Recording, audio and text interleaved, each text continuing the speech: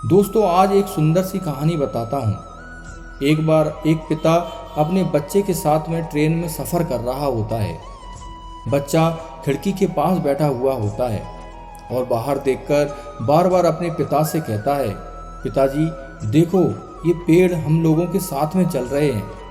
कुछ देर बाद फिर से पिताजी को आवाज़ लगाकर बोलता है, पिताजी देखो, ये पहाड़ भी हमारे साथ चल रहे हैं। आसपास जो लोग बैठे हुए थे वह यह बात सुनकर बड़े अचंभित हुए कि ये बच्चा क्या बोल रहा है। फिर वो बच्चा वापस से पिताजी को आवाज़ देता है कि पिताजी, ये पेड़ और रास्ते भी अपने साथ में चल रहे हैं। यह देखकर उसके पास बैठा एक व्यक्ति उसके पिता से बोलता है कि आपको अपने बेटे को किसी अच्छे डॉक्टर को दिखाना चाहिए।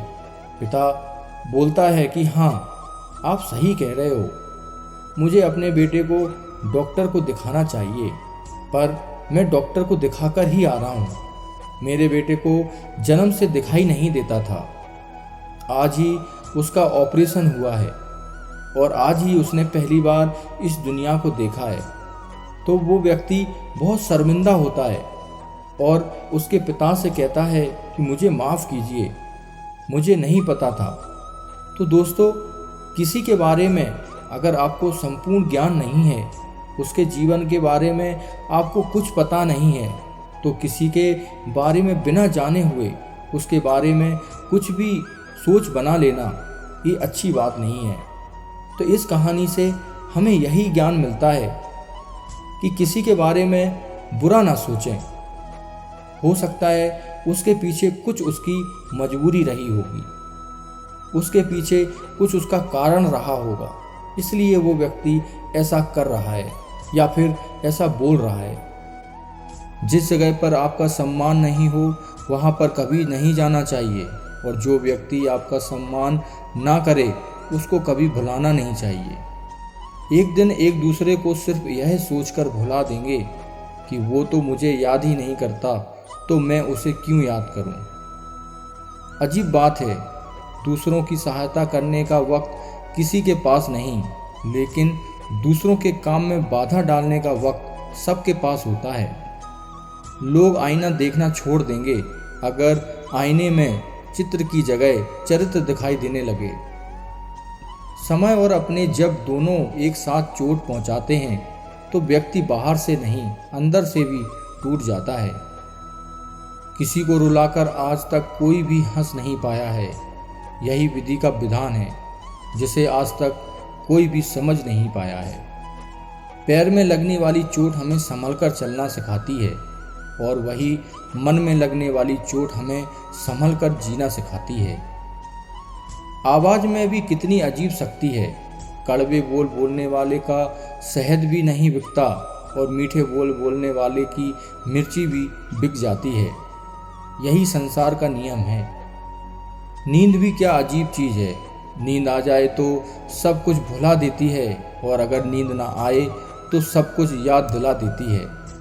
इस संसार में लोग किसी के बारे में अच्छा सुनने पर भ्रम रखते हैं, जबकि बुरा सुनने पर यकीन कर लेते हैं। इंसान को बादाम खाने से उतनी अकल नहीं आती है जितनी अकल धोखा खाने से आ जाती है।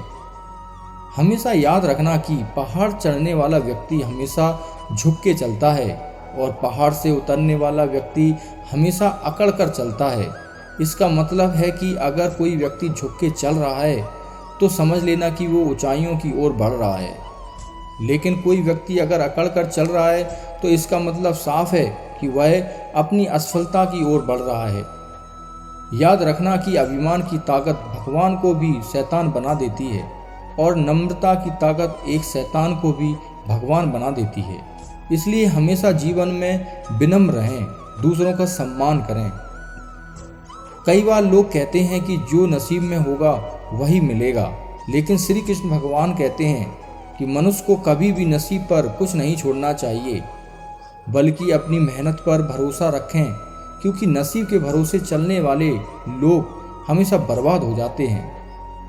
मनुष्य को काम करने के लिए हमेशा व्यवस्थित रहना चाहिए, क्योंकि बिना व्यवस्था के काम करने वाले लोग ना तो कभी सफल होते हैं और ना ही उन्हें कभी कोई सुख प्राप्त होता है। बिना वजह धन खर्च नहीं करना चाहिए, बल्कि धन का संग्रह करके रखना चाहिए ताकि भविष्य में आने वाली मुसीबतों का सामना उनसे किया जा सके। किसी भी चीज़ की अति बुरी होती है, फिर चाहे वो सुंदरता हो या फिर पैसा। इसलिए मनुष्य को सुंदरता या पैसे पर घमंड नहीं करना चाहिए। श्री कृष्ण भगवान कहते हैं, मनुष्य को कभी भी जीवन में संतुष्ट नहीं होना चाहिए, क्योंकि संतुष्ट होने पर आप सफलता की राह से भटक जाते हैं। अगर किसी ने कभी आपकी मदद की है तो मौका मिलने पर उसकी मदद करने से ना चूकें, क्योंकि एक दूसरे की भलाई करने से ही आगे बढ़ा जा सकता है। जो व्यक्ति मेहनती होता है वह कभी गरीब नहीं हो सकता, क्योंकि वह मेहनत के बल पर इतना कमा लेगा कि अपने परिवार का भरण पोषण कर लेता है। मनुष्य को हमेशा अपना आचरण अच्छा रखना चाहिए, क्योंकि अच्छे आचरण वाले लोगों के पास दुख कम आते हैं। अगर आप जीवन में सफल होना चाहते हैं तो ऐसे लोगों से बचकर रहें जो मुंह के मीठे होते हैं, क्योंकि ऐसे लोग पीठ पीछे आपको कभी भी धोखा दे सकते हैं। कभी भी मूर्खों से बहस ना करें, क्योंकि ऐसा करने से हम अपना ही समय नष्ट कर देते हैं। ईश्वर आपकी अनुभूति है और आत्मा एक मंदिर, इसलिए ध्यान रखें, ईश्वर मूर्तियों में नहीं आपके मन में बसता है।